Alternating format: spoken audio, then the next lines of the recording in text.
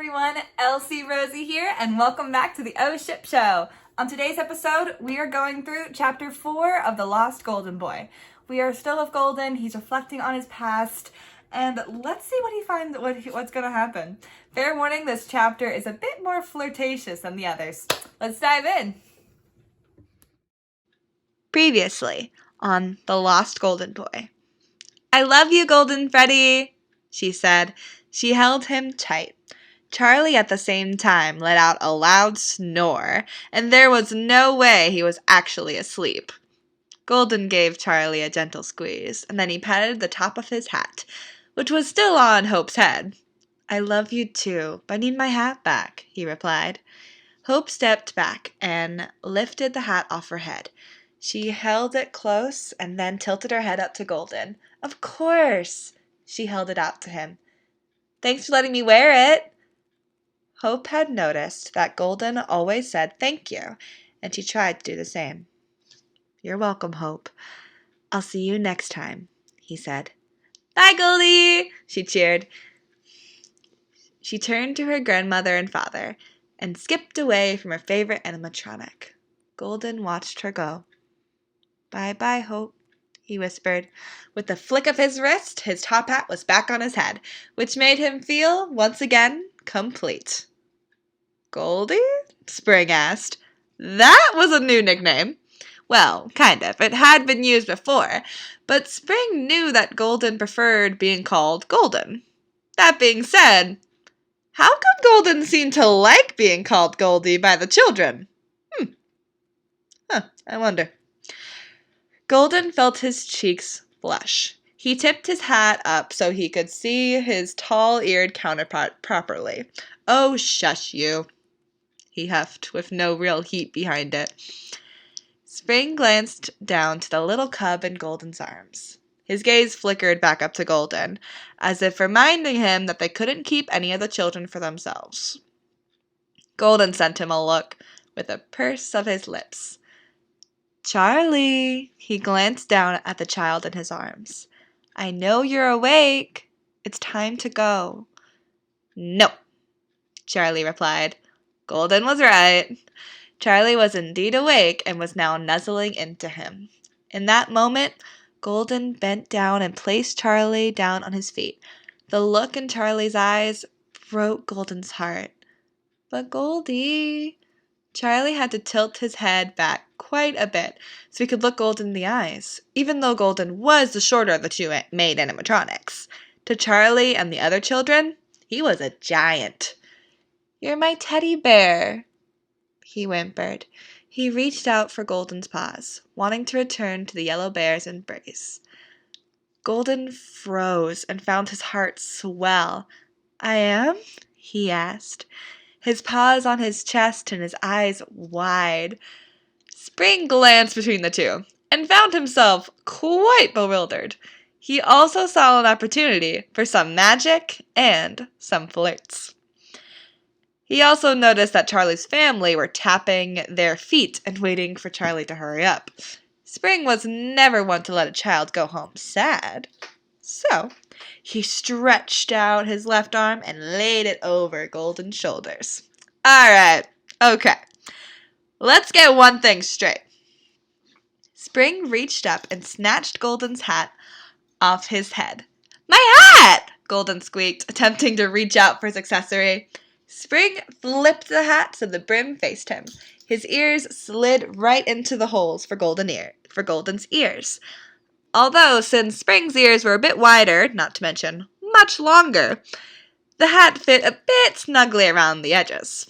Well, you see, Golden Freddy, he reached up and pushed the hat back so that way the tip of his hat could reveal his eyes. "Is my teddy bear," he finished. Golden was watching with wide eyes. Before he could register this new action, Spring's paws were on his hips and Spring had pulled Goldie flush against his chest. Golden's paws pressed to Spring's chest and his head tilted up. His eyes were wide. "What? I am?" Golden asked, his voice cracking at the question. now completely confused and very flustered, his mind just spinning and spinning with questions. What? Although unaware to Golden, Spring had a passing thought. Mine. As he looked into Golden's eyes. Charlie was completely oblivious to the unspoken romance sparking between the two animatronics. He was processing what Spring had said. Oh, so that's why Spring and Golden are always so close.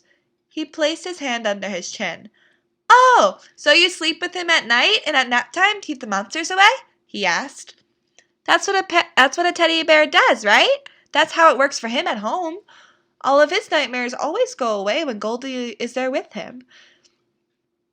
Charlie had no idea that he was speaking to two oblivious creatures who didn't realize that they were in love with each other and that those feelings were mutual on both sides.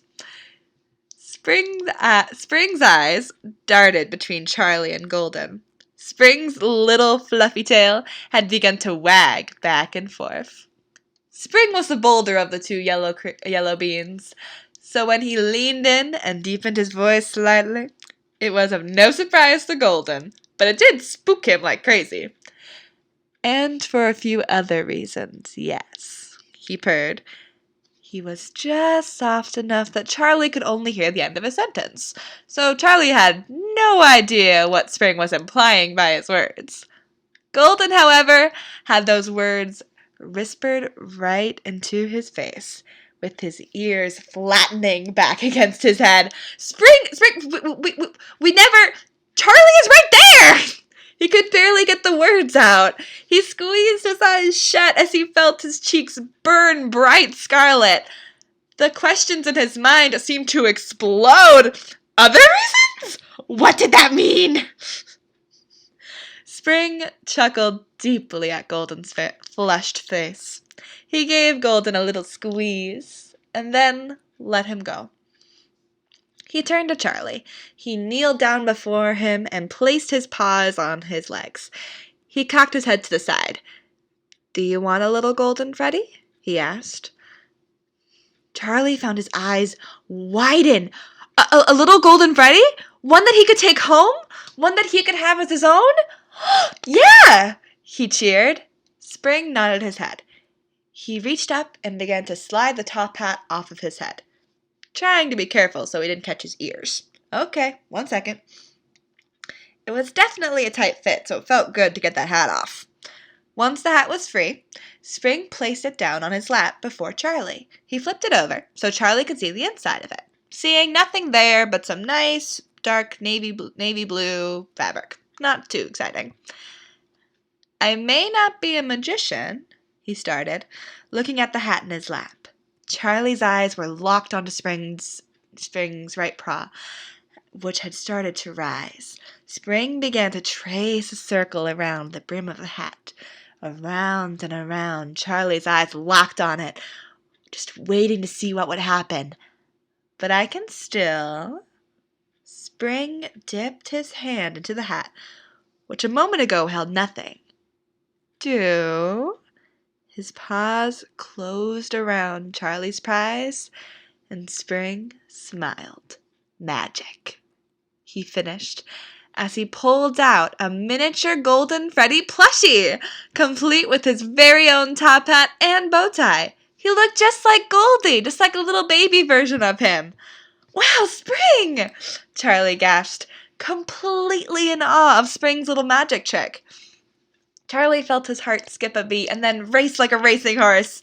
This little Golden was perfect. He opened his arms and reached out for his little new friend. Spring placed the little Goldie carefully in Charlie's hands. Charlie pulled the petite bear cub to his chest and buried his nose in that plush top hat. He snuggled him close and smiled, hit the brightest smile since the animatronics had seen.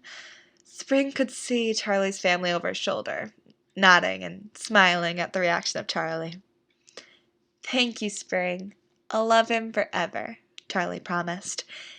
He swayed his new treasure back and forth, rocking from side to side. Charlie was so focused on his new little friend that he didn't hear someone calling his name. Spring stretched out his legs and stood back up. He saw who was calling for Charlie. He saw another child, this time with the flaming orange hair, run up to Charlie's side. Zach had been bouncing on his heels in front of his parents just before this, and he continued bouncing slightly when Charlie had turned to him. Zach clutched a little Spring Bonnie in his arms, and he was just so excited for the news. Even as the plushies, Spring Plush was slightly taller than Goldie Plush. Interesting choice by Scott. As soon as Charlie made eye contact with Zach, Zach practically leaped up in the air and almost knocked Charlie over. Zach seemed ready to burst.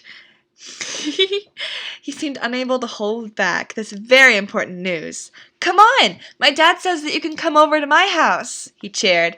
The two young boys leaned in close, both oblivious to the little heart that had formed between their two little plushies, whose smiles had changed ever so slightly.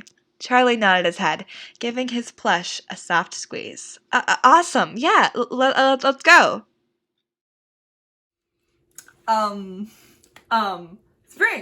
Spring, you are not subtle about this at all. Spring, also, Golden, how do you not realize Spring has a crush on you? Oh my goodness, I forgot how much of a total flirt Spring is. Oh my goodness. But y'all, I hope y'all are ready for the next chapter. The next chapter is when, let's just say, we hit a hard left. We'll see what happens. So guys, hit that subscribe for more great content just like this, and I will see you next week for the next episode of The Lost Golden Boy on The O Ship Show. Bye!